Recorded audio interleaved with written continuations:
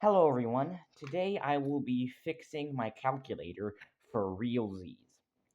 So if you didn't watch the first video, which I hope you have watched the first video, this calculator had a broken solar cell, and as you can see, it's removed over here. But this is one of those calculators that can only run on solar power. So with the broken solar cell, it could not run at all because it does not have an internal battery. And what I attempted to do with that previous video was to get it running off one of these little 1.5-volt button cells, but since I don't have a proper holder for these, I wasn't able to do it. But what I do have a proper holder for are AAA batteries.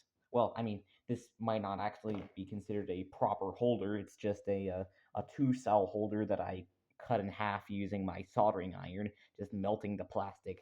And now it holds one battery, but it's enough to power the calculator, and I plan to put it where the solar cell was. I mean, it might look kind of silly, but uh, it'll work.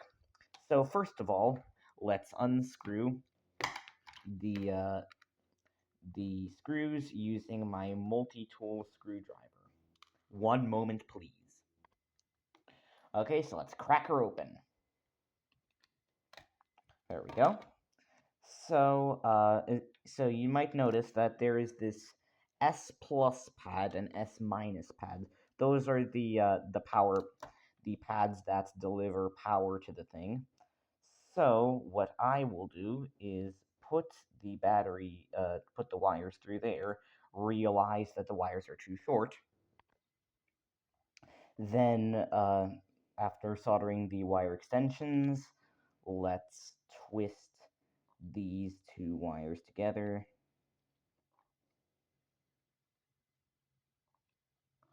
And then solder it, after turning on the fume extractor, of course.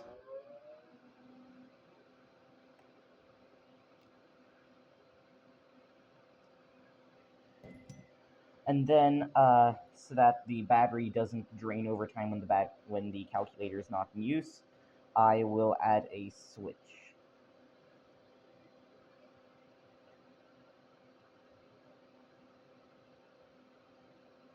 Eh, well, I think I'll need a bit of extra solder for this one.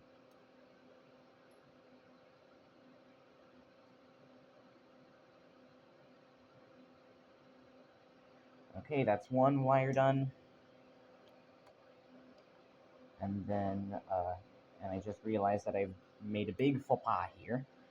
I will need to run this wire if I want if I want the battery to be where I want it to be.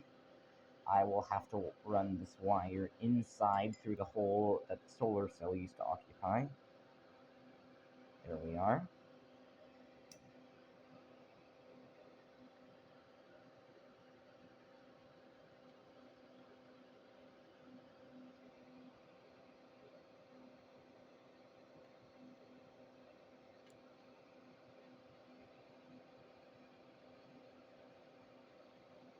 Now I can smother this in solder. Or, well, maybe that's not exactly smothering something in solder. Well, either way, let's just hook up this wire by tapping it, and then I can clip off the excess. Or, well, I mean, there isn't much excess over there. And then, if we turn it on, it turns on. Okay, so that's interesting. I mean, it can do stuff. Interesting how it's like oscillating. Must be that the switch isn't making an amazing contact.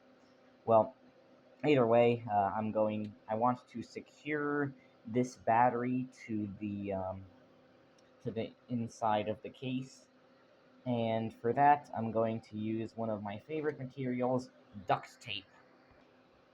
Okay, so here's a piece of duct tape. Now I will put this over here.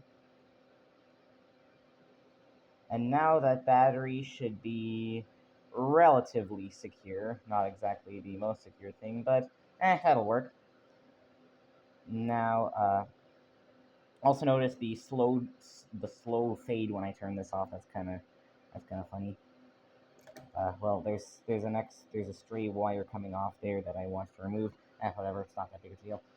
So now it is time to uh, close the case. Well, this is an issue because these wires need some holes to go through. I could technically use one of the screw holes, but I would prefer not to modify the case at all. So it looks like I'm going to have to desolder this pad yet again and see if I can run it through a tiny gap, like right there. Oh yeah, there we go.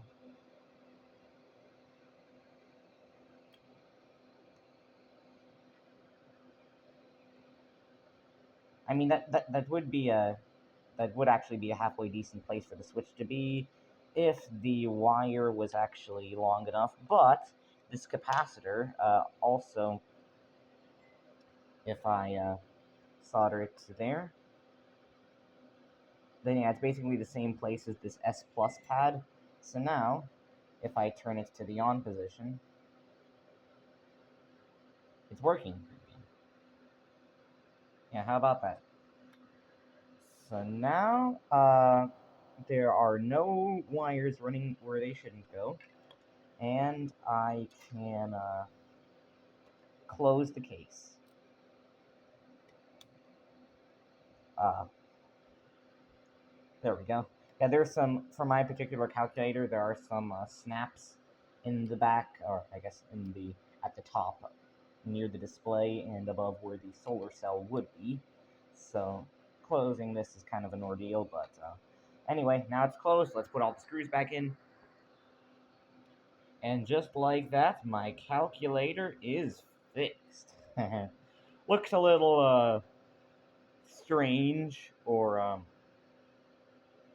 Frankenstein-like, but it will work, and it's just running off of a single AAA battery. And I might want to put some tape around that switch, like that. So now I have the switch, which is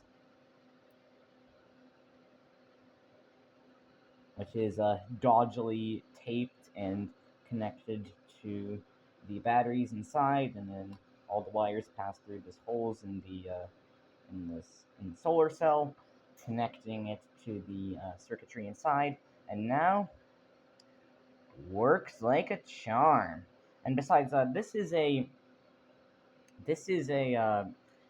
Casio FX260 solar fraction. It is a very powerful calculator. The main limiting factor being that they chose a normal like what is that, like 10-digit 7 segment display instead of a dot matrix display like the TI-30X2S multi-view or something like that. But it has a bunch of these. It has trigonometry functions, and the inverse of the trigonometry functions has logs, squaring.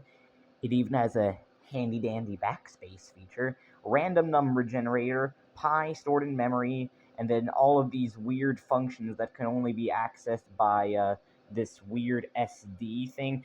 I don't even know what this calculator is capable of, but the main limiting factor is its kind of terrible 10-digit 7 segment display. So, looks like this calculator has been successfully modded to work with batteries, and so that it doesn't have any solar cell to break. Bye.